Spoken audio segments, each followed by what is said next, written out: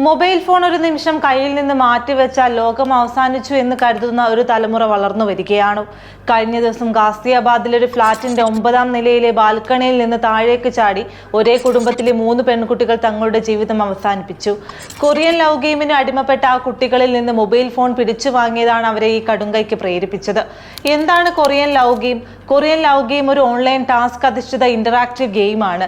നിരോധിക്കപ്പെട്ട blue whale ചലഞ്ചിന് സമാനമായ രീതിയിൽ സ്വാധീനം ചെലുത്തുന്ന ഓൺലൈൻ ഗെയിമാണിത്.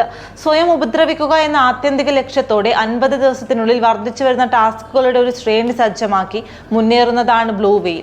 ഗെയിം അവസാനിക്കുന്ന സമയത്ത് അപകടകരമായ പെരുമാറ്റത്തിലേക്കും സ്വയം ഇല്ലാതാക്കുന്ന സാഹചര്യത്തിലേക്കും എത്തിക്കുന്നു. ബ്ലൂ വെയിൽ ഗെയിം കാരണം കേരളത്തിൽ ഉൾപ്പെടെ അപകടത്തിൽപ്പെട്ട കുട്ടികൾ നിരവധിയാണ്. ലവ് ഗെയിമിൽ സ്വന്തമായി ഒരു അവതാറിനെ കൂട്ടുകിട്ടും. അതിനോടൊപ്പം നിത്യജീവിതവും ചിന്തകളും എല്ലാം കണക്ട് ചെയ്യും. ഒരു ഡെലൂഷൻ ലോകം സൃഷ്ടിക്കുകയാണ് കൊറിയൻ ലവ് ഗെയിം ചെയ്യുന്നത്. We are not Indians, we are Koreans എന്നറിയപ്പെടുന്ന കൊറിയൻ ലവ് ഗെയിം പ്രധാനമായും സോഷ്യൽ മീഡിയയിലൂടെയും മെസ്സേജിംഗ് ആപ്പുകളിലൂടെയുമാണ് പ്രചരിക്കുന്നത്. ബ്ലൂ വെയിലിൽ 50 ദിവസത്തെ ടാസ്കുകളിലൂടെ സ്വയം ഉപദ്രവിക്കാൻ പ്രേരിപ്പിച്ചതുപോലെ ഇവിടെയും ഘട്ടം ഘട്ടമായുള്ള ടാസ്കുകളുണ്ട്. പക്ഷേ തുടക്കം വളരെ മനോഹരമായിരിക്കും. ഒരു കൊറിയൻ സ്വദേശിയായ സുഹൃത്തോ അല്ലെങ്കിൽ കാമുകനോ എന്ന വ്യാജേന ഒരു അവതാർ കുട്ടികളോട് സംസാരിച്ചു തുടങ്ങും. അവരുടെ ഓരോ ചിന്തകളെയും ഈ ഗെയിം നിയന്ത്രിക്കും. തുടക്കത്തിൽ ലളിതമായ കാര്യങ്ങൾ ചെയ്യാൻ ആവശ്യപ്പെട്ട് വിശ്വാസം നേടും.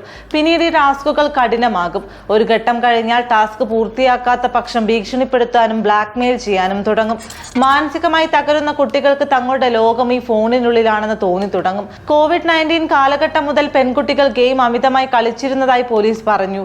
കുട്ടികൾ എത്ര നിർബന്ധിച്ചും ഗെയിം ഉപേക്ഷിക്കാൻ തയ്യാറായിരുന്നില്ല.